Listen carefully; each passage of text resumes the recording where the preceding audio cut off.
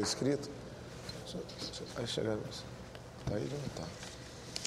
Caro presidente desta sessão, senador Jorge Viana, senhoras e senhores senadores, nossos telespectadores da TV Senado, ouvintes da Rádio Senado, nossos visitantes desta sessão, boas-vindas e que aproveitem para verificar as atividades que tem a Casa e que são divididas não só no plenário, que aparentemente pode estar vazio, mas os senadores têm as comissões, tem audiências fora daqui do Senado, então é uma múltipla atividade.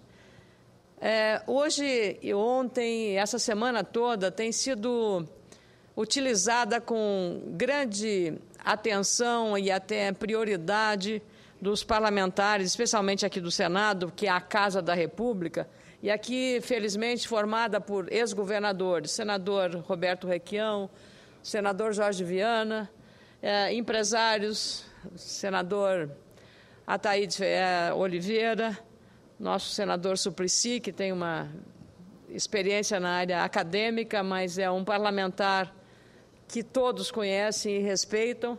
E aqui nesta casa temos ex-presidentes da República, diversos ex-governadores, ex-prefeitos, e isto dá também e confere ao tema federativo uma relevância ainda maior, ainda pelo que determina a Constituição, porque aqui nós somos os representantes e os defensores do Estado. Os senadores, por isso, são 3 em cada estado, independente do tamanho. A grande e rica São Paulo tem a mesma legitimidade de um estado pequeno como Sergipe, e assim é a composição desta Casa, para se ter a noção deste equilíbrio representativo. Assim que avançar com uma discussão do Pacto Federativo, que para muitas pessoas isso pode ser uma ideia vaga, mas esse Pacto Federativo nada mais é do que, talvez as pessoas entendam melhor, se disser que é uma relação mais harmoniosa e mais justa entre a União, o governo federal, os estados e os municípios. Até a gente costuma brincar que a União é a prima rica, os estados os primos remediados e os municípios os primos pobres dessa dita federação. É isso que nós estamos discutindo, equilibrar, tornar mais justo esse relacionamento. E basta olhar os números, e ontem uma cerimônia que houve aqui no Senado Federal e na Câmara dos Deputados, portanto, uma sessão do Congresso, com quase todos os governadores, o governador do Acre, Tião Viana, do senador Jorge Viana, o governador de Tocantins, o governador do Paraná, o governador de São Paulo. E para quê? Para iniciar um debate conjunto e que foi, para minha surpresa, com tantos políticos reunidos, absolutamente produtivo, porque em 45 minutos, 4 ou 5 governadores apresentaram objetivamente as propostas, houve consenso sobre elas e se chegou a uma definição de data que é 19 deste mês, semana que vem, para votarmos a questão do FPE, que é uma obrigação que tem o Senado Federal, porque é uma determinação do próprio Supremo Tribunal Federal. Assim é que as conversas iniciadas ontem aqui em Brasília, entre os governadores e os representantes da Câmara e do Senado, e da qual também fiz parte como representante do Partido Progressista, precisam sim resultar em acordos duradouros. É preciso administrar os temas que envolvem o federalismo brasileiro e proteger o equilíbrio federativo como forma de proteger a estabilidade política e a estabilidade institucional. Hoje, inclusive, houve um consenso na audiência conjunta de 3 comissões, a Comissão de Constituição e Justiça e Cidadania, a Comissão de Assuntos Econômicos e a Comissão de Desenvolvimento Regional e Turismo, debatendo sobre a necessidade de regras permanentes para cálculo, repasse e controle das liberações do Fundo de Participação dos Estados, o FPE. Está tramitando nesta Casa a proposta, a PEC 70, aliás, de minha autoria, que obriga a União a garantir compensação para estados e municípios nos casos de desoneração fiscal. Isso é para evitar prejuízos financeiros a estados e municípios quando a União decide, às vezes corretamente, reduzir alíquotas do IPI, que com o imposto de renda formam o recurso que é constituído o FPE, o Fundo de Participação dos Estados, e o Fundo de Participação dos Municípios. O governador do Ceará, Cid Gomes, ilustrou com precisão o que aconteceu nos últimos 20 anos. Antes da Constituição de 88, o imposto de renda e o IPI representavam 77%, governador, senador Roberto Requião, da composição da receita do FPE. IPI e imposto de renda, que são as grandes receitas. 77%. Hoje, esses dois impostos representam apenas, que é repartido com os estados e municípios, 45%. 45%. Enquanto as contribuições que não são compartilhadas nem com os estados, nem com os municípios, nesse mesmo período, passou de 23% para 55%. Portanto, hoje, as receitas obtidas pela União, a prima rica, com as contribuições de toda a natureza, chegam a 55%. Portanto, um volume superior àquele que a União arrecada via IPI, que é o Imposto de Produtos Industrializados, ou o Imposto de Renda. É aí que está a raiz dos problemas graves, inadministráveis, de falência da federação e de falência financeira dos estados e municípios. Como senadora municipalista, eu penso que esta situação é literalmente insustentável. E isto foi dito ontem de uma regra geral, por governadores do PT, do PSDB, do PMDB, de todos os partidos, do PSB, de todos os partidos. Há um consenso em torno do diagnóstico e também, aparentemente, um consenso em torno da receita a ser aplicada. Portanto, essa minha emenda constitucional, a emenda 70, e eu espero, há pouco o senador Valdir Raupp anunciou que o PMDB terá uma reunião para discutir esse tema. O próprio senador Eunício Oliveira, o líder do bloco, falou de tomar uma iniciativa como essa. Já está na Comissão de Constituição e Justiça, desde 2012, esta minha PEC. Só que, até agora, o presidente não nomeou o relator desta PEC para ser discutida. Como só ia acontecer, senador Requião. E, então, eu peço encarecidamente ao senador Vital do Rego, que é diligente, que é atento, que ele nomeie um relator. E que, claro, nós estamos aqui para colaborar. Não estou preocupada com a paternidade ou maternidade, melhor dizendo, que se trata de uma senadora, com essa matéria, mas nós precisamos dar prosseguimento a este debate. Não é porque agora se acordou para a gravidade da situação que nós vamos tratar desse assunto.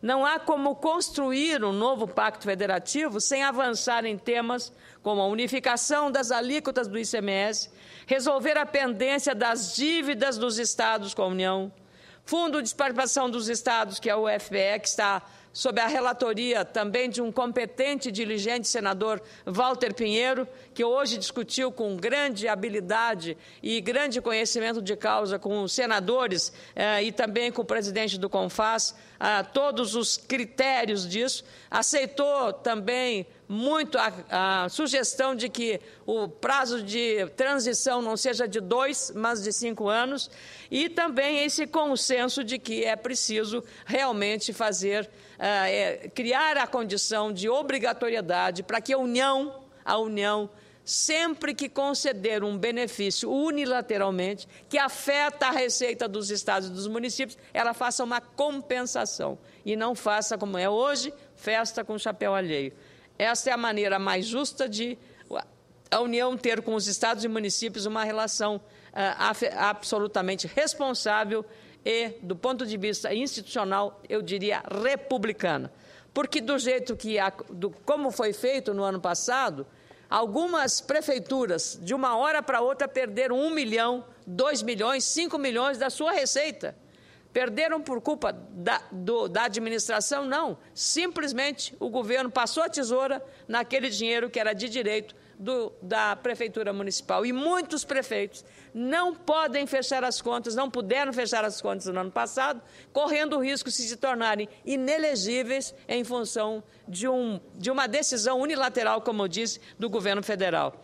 Nós precisamos também ter uma divisão mais justa das receitas dos impostos, hoje concentradas em poder da União.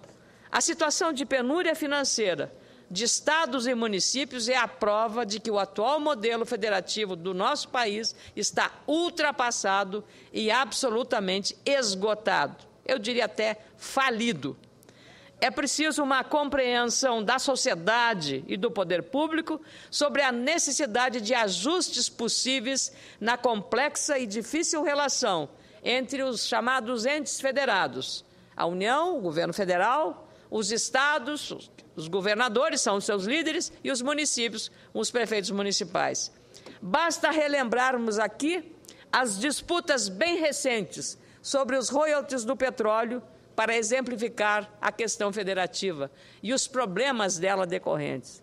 Como disse ontem o presidente desta casa, se os temas que envolvem o Pacto Federativo tivessem sido tratados de forma conjunta, os desdobramentos seriam mais lógicos, menos colaboradores ao desequilíbrio federativo.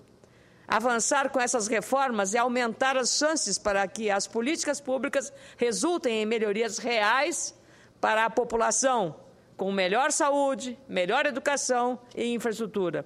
É um processo de efeitos duradouros que precisa começar. Esquecer que os defeitos do federalismo brasileiro existem é uma acomodação indesejável, como referiu com muita propriedade o colunista Fernando Rodrigues em comentário publicado ontem no jornal Folha de São Paulo. O governador de Minas Gerais, Antônio Anastasia, num artigo publicado também ontem no jornal Correio Brasiliense, afirmou que reverter a centralização de poder da União em relação a estados e municípios exigirá conscientização da população, além de um forte engajamento de governadores, prefeitos e parlamentares. Este foi, inclusive, o tom da conversa que eu tive ontem com o governador de Pernambuco, Eduardo Campos, do PSB, o senador Armando Monteiro, ex-presidente da Confederação Nacional da Indústria,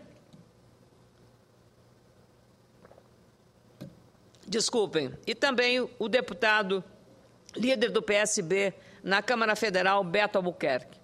É dele, governador Eduardo Campos, a feliz iniciativa de defender a negociação entre estados produtores e não produtores de petróleo, um entendimento, um acordo, porque o pior caminho, a judicialização, é um prejuízo para todos. Além de demorado, estaremos também revelando a perda de uma grande oportunidade de um entendimento. Claro que, nesse caso, precisaríamos todos de fazer uma concessão. E aí é que está a habilidade dos grandes líderes políticos. Aliás, hoje a federação tem, caro presidente Jorge Viana, um enorme envolvimento com problemas que afetam a todas as cidades e a todos os estados. É o caso da logística. E não é só da logística, mas agora há pouco o senador Pedro Tax, o senador Aloysio Nunes Ferreira, fizeram referência a um tema crucial, a questão da educação, em nosso país e nos estados em particular. Eu fico extremamente preocupada ao saber que no meu estado, do Rio Grande do Sul, considerado um estado tão politizado, um estado tão importante com uma história tão bonita, tenha hoje mais de 240 mil crianças, presidente, de 4 a 16 anos fora da escola. Isso é dramático para um estado que tem grandes desafios, um Estado que está diversificando cada dia mais a sua economia, tem uma inserção enorme dentro do Mercosul e tem também um futuro extremamente importante do ponto de vista do desenvolvimento, do agregar valor e também da própria questão da produção agropecuária. Portanto, não é só a qualidade de vida, mas é toda a estrutura que precisa a partir de uma educação de qualidade. E nisso também está a questão federativa. Ao definir a esta casa um piso nacional para os professores, os estados não estão cumprindo. E aí nós não podemos impor uma decisão que o Estado não possa corresponder porque as finanças não permitem. Nós temos que, quando tomamos uma decisão aqui, dizer de onde vai sair o recurso. Da mesma forma que a União, quando decide desonerar com o IPI alguns setores industriais para estimular a economia, precisa também dizer, compensar ou dizer de onde vai sair recurso, mas não comprometer a situação. Claro que os estados precisam estar comprometidos com a educação, que é um plano nacional. E aí nós batemos a porta do Procurador-Geral da República pedindo que ele diga aos governadores e acione, do ponto de vista da defesa da sociedade, para que o piso seja aplicado. E aí ele responde, o procurador. Na semana anterior, os prefeitos e alguns governadores foram lá dizendo que não tem condições financeiras de aplicar o piso nacional dos professores. Que país é este? Que sociedade é esta? Que relação institucional e política é essa que nós criamos essa situação de absoluto descompasso entre o que decidimos aqui e o que é feito na realidade. Os professores precisam que este piso seja respeitado, mas a situação está neste pé de absoluta falta de realidade entre o que decidimos e o que é feito. A própria ministra do Planejamento, Miriam Belchior, que esteve no meu estado nesta terça-feira para vistoriar investimentos da área da infraestrutura, certamente observou lá as nossas necessidades e as nossas demandas. A construção da rodovia do Parque, a chamada BR-448, a mais importante obra em andamento no estado, que ligará a capital Porto Alegre a Sapucaia do Sul, foi uma das estruturas avaliadas pela ministra. Durante a visita, ela disse que voltará no fim do ano ao Rio Grande do Sul, com a presidente Dilma Rousseff, para inaugurar a obra da BR-448. Assim, nós esperamos sinceramente que isso aconteça. Na ocasião, a ministra disse que antecipará em 6 meses o início da construção da segunda ponte do Guaíba, que é uma importante obra para a economia do Rio Grande do Sul, que já deveria estar em andamento. Para exemplificar como a infraestrutura precária afeta a vida de todos, cito o exemplo da velha ponte do Rio Guaíba, em Porto Alegre. Anualmente, ocorre nessa ponte 600 içamentos do vão móvel da estrutura da ponte. Isso paralisa o trânsito em 33 dias por ano. O prejuízo anual ultrapassa 200 milhões de reais. Pessoas já morreram dentro de ambulâncias paradas, aguardando para fazer a travessia da ponte, e partos foram realizados em veículos devido aos congestionamentos da rodovia ou quando há o içamento da ponte, porque não há outra alternativa. A ministra do Planejamento se comprometeu a lançar as licitações para as obras da ponte no segundo semestre deste ano. É uma importante iniciativa que precisa se reverter em menos burocracia e maior eficiência logística, especialmente no transporte rodoviário, ainda a principal opção de escoamento da safra agrícola nacional. E aí ficaram evidentes as graves deficiências da nossa logística e os danos causados à produção agropecuária na última sexta-feira, na audiência pública da Comissão de Agricultura e Reforma Agrária, realizada na Expo Direto Cotrijal, maior feira da América Latina, em Não Me Toque, no Rio Grande do Sul, da qual tive a honra de presidir. Os principais jornais do país também têm dado atenção aos impactos negativos de uma infraestrutura limitada.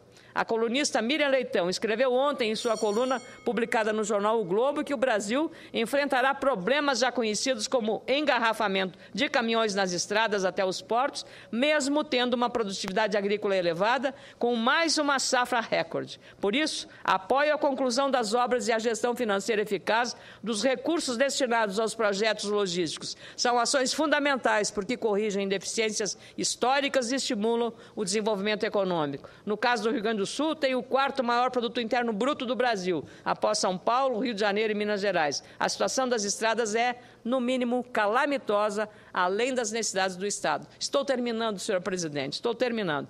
O jornal Zero Hora de Porto Alegre publicou no último fim de semana um minucioso levantamento, indicando a necessidade de adoção urgente de providências, maior ênfase ao capital privado para suprir as carências de recursos públicos e a busca de resultados de médio e longo prazos, sem restrições a uma ou outra administração específica. Segundo o editorial publicado nesta terça-feira, só em 2011 os prejuízos impostos pelo abandono da infraestrutura rodoviária no Rio Grande do Sul somaram 20 bilhões de reais, quantia suficiente para concluir mais de 20 projetos semelhantes à rodovia do Parque, a 448, no meu estado, e que será inaugurada este ano, espero, pela Presidente da República. Um total desperdício de dinheiro, prova incontestável de sermos perdulários e, talvez, da má gestão desses recursos. Dados do próprio governo, do Tesouro Nacional, mostram que os recursos do Ministério dos Transportes encolheram 0,12 ponto percentual do Produto Interno Bruto em 2012, na comparação com o ano anterior.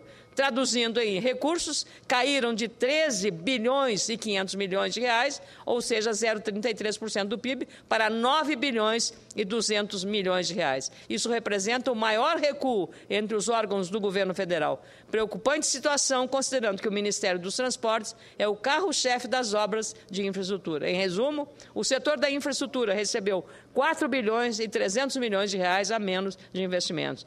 Na noite desta segunda-feira, participei de uma audiência pública sobre a modernização do Aeroporto Salgado Filho em Porto Alegre, o sexto do país em movimentação internacional. O debate foi presidido pelo vereador João Carlos Neder, do PP, e teve a participação do deputado federal Afonso Ram e do prefeito de Porto Alegre, José Fortunati. Nesse encontro, promovido pela Câmara de Vereadores da capital do meu estado, falamos sobre a importância de ampliar a estrutura aeroportuária do Rio Grande do Sul, que acompanha a demanda de passageiros durante e pós o período da Copa de 2014. Portanto, senhor presidente, é preciso agilidade, eficiência e muito profissionalismo na elaboração de projetos, maior fiscalização sobre o tráfego de caminhões com excesso de peso, a fim de manter rodovias em bom estado. Empreiteiras que cumpram prazos e prestem serviço de boa qualidade também são exigências necessárias ao desenvolvimento eficiente da infraestrutura nacional, sejam para a construção de rodovias, ferrovias, hidrovias, portos ou aeroportos. Nesta semana, a presidente Dilma Rousseff visitou trechos do Canal do Sertão Alagoano, uma das maiores obras de infraestrutura da região Nordeste. Na ocasião, a presidente afirmou que o Produto Interno Bruto do Brasil precisa crescer para melhorar a vida de cada brasileiro. Ampliar as condições para que as obras de infraestrutura realmente sejam concluídas também são condições para melhorar a economia brasileira e, consequentemente, a vida dos brasileiros. Por isso, caro presidente, eu gostaria de que esse pronunciamento fosse lido na íntegra, porque faltam ainda 2 páginas, mas eu espero que os senhores senadores inscritos tenham também preferência.